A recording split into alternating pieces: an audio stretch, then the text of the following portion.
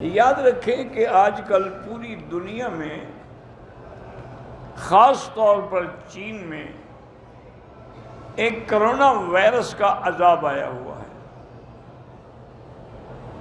نعوذ باللہ بڑا متعدی مرض ہے، وہ پھیلتا جا رہا ہے، ہزاروں لوگ جو ہیں اس سے متاثر ہو چکے ہیں۔ اب لوگوں کو علیحدہ رکھا جاتا ہے، دوسروں کے ساتھ ملنے بھی نہیں دیا جاتا۔ ہمارے اپنے لڑکے پاکستان کے جو وہاں پڑھے وہ بیچارے پھنسے ہوئے ہیں، اور بھی کئی لوگ ہیں۔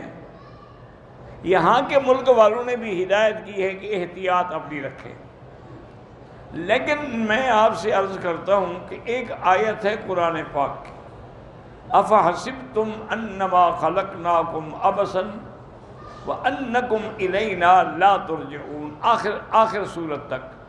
یہ آیت اگر آپ صبح کو 3 دفعہ پڑھ لیں اور رات کو 3 دفعہ پڑھ لیں تو کبھی کوئی موذی مرض آپ کے پاس نہیں آئے گی، تمام موذی مرضوں سے آپ کو نجات مل جائے گی۔ اور اسی طرح ایک درود شریف ہے جو بزرگوں نے لکھا ہے، اگر وہ پڑھ لیا جائے تو برص جذام اور ہر بڑی بیماریاں اور وبائیں جو ہیں ان سے آدمی محفوظ رہتا ہے۔